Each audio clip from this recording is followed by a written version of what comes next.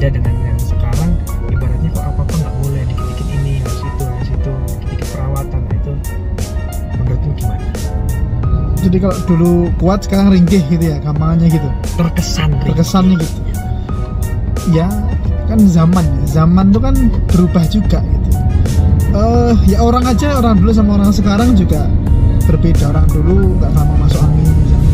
Orang sekarang karena sudah cara gaya hidup, terus kemudian makan kayak gimana, itu juga ngaruh sama kesehatan. Kalau menurutku sih simpel itu. Jadi ya kuda juga ada faktor itunya juga. Kalau dulu dia hidup di alam liar, nutrisinya semua tercukupi, ya ekosistemnya juga semua oke, alamnya mendukung dan sebagainya, ya itu jadi kuat. Itu yang pertama. Terus yang kedua, ringkih dan tidaknya itu maksudnya gimana dulu nih gitu kan.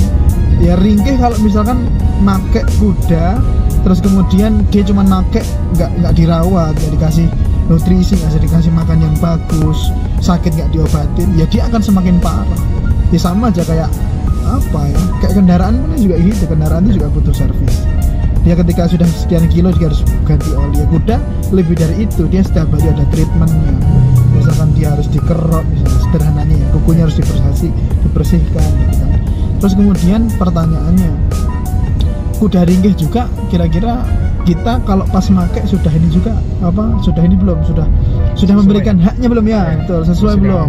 Jangan-jangan kita pakai forcer gitu kan, dipakai terus gitu sampai dia capek, udah kelihatan nafasnya tersengal-sengal masih dipaksa. Ya kalau kayak gitu namanya ngawur gitu. Itu bukan menggunakan sesuai dengan semestinya kan gitu. Ada batasnya lah, ada caranya. Itu sih kalau menurut saya. Cuman kalau menarik kesimpulan ya, artinya kalau kita tadi ngomongin zaman ya, saat zaman dulu ya motor dan mobil itu belum ada. Jadi kuda itu menjadi kendaraan terbaik lah saat itu. Nah mungkin nanti kalau emang kita nggak tahu zaman itu akan kembali, teknologi itu nggak ada, mungkin kuda akan kembali seperti itu. Jadi yang menjadi yang selalu diandalkan gitu.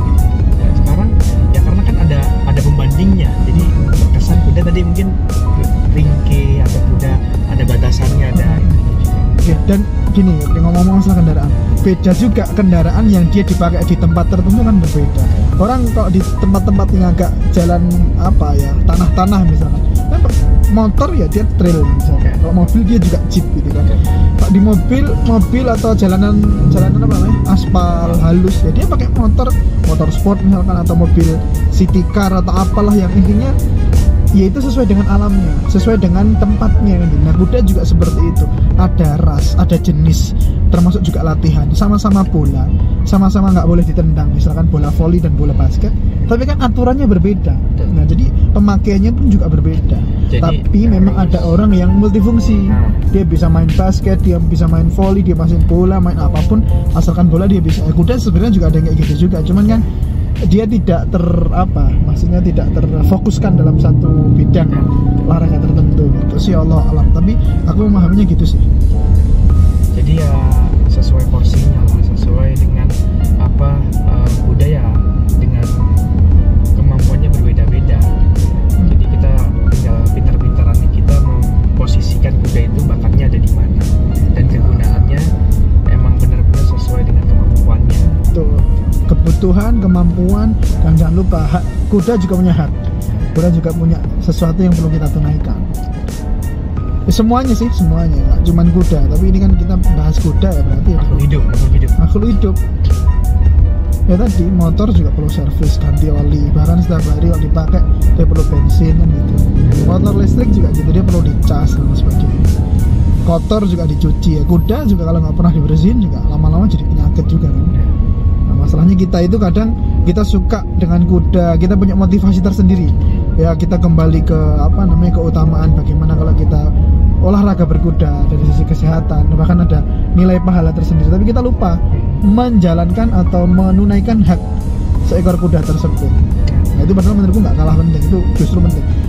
Di makhluk yang lain aja kita harus memberikan yang saling memberikan kasih sayang, apalagi sesuatu atau hewan yang kita gunakan manfaatnya, yang kita manfaatkan dia, otomatis kita harus memberikan pelayanan atau memberikan perawatan yang lebih.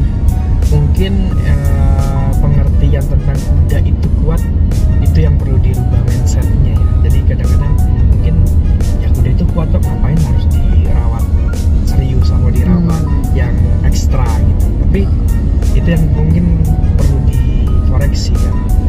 mungkin juga gini, bukan dirawat yang ekstra, bukan dirawat yang, tapi dirawat yang tepat gitu.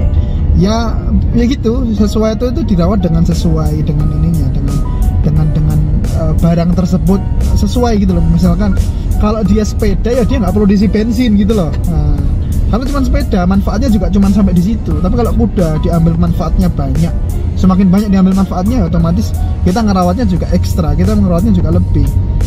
Tuh, sakit ya langsung diobati. Apalagi ini makhluk hidup, bukan benda mati kan.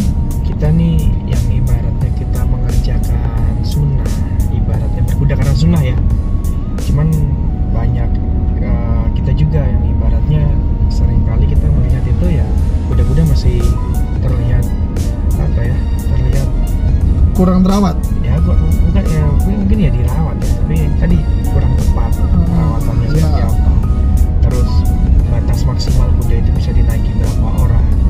Karena kan kita ngelihat kuda kurus, kuda nggak bergairah, kuda sama, karena kuda itu juga ada tadi bilang hak kesejahteraan, dan kuda juga nggak mungkin kan kayak mesin pakai terus hajar terus kan, nggak mungkin kan.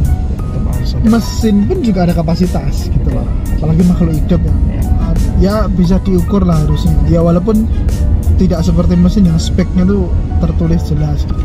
Tapi harusnya bisa dilihat ya, sebenarnya dari semuanya aja, nggak harus di tempat-tempat tertentu, tapi semuanya aja ketika dia punya amanah untuk merawat, untuk memelihara hewan atau apapun itu ya dia harus dirawat dengan baik. Nah terlebih-lebih kuda ya, tadi yang tak sampaikan, kita ambil manfaatnya, terus kemudian ada motivasi pahala di sana ya, harusnya kita juga ekstra, tidak hanya sekedar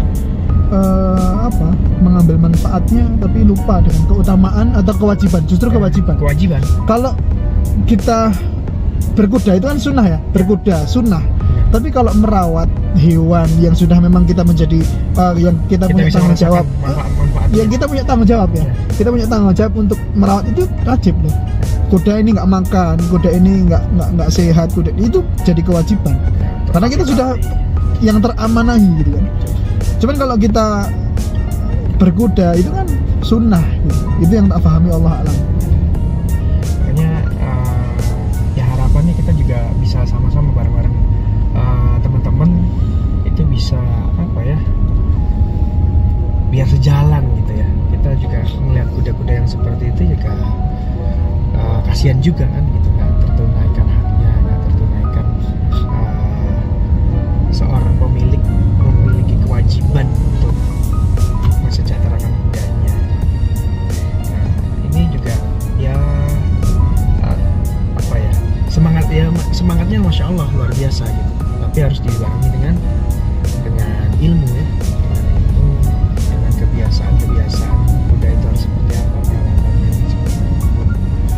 Nah mungkin kedepannya bisa ada edukasi ya, edukasi tersendiri, orang baru punya kuda ya, namanya orang punya barang baru gimana sih ya, semangatnya kan membakar ya, membara gitu ya, tapi kita harus dibarengi dengan ilmu yang cukup juga mungkin gitu ya. Ya kurang lebih gitu lah. Oke, jadi kita ada session itu mungkin ya, ada session, ada pelatihan seminar khusus untuk kuda-kuda, untuk orang-orang yang mau belajar dari awal sampai akhir tentang pemahaman pemeliharaan kuda. Sering kita kadang-kadang ke stable dapat kuda yang awalnya sehat, pulang-pulang kondisinya nggak baik, berangkat kudanya gemuk, pulang udah kurus. Jadi ya sangat sayang banget gitu, padahal olahraganya dimuliakan, tapi terus bagaimana kita juga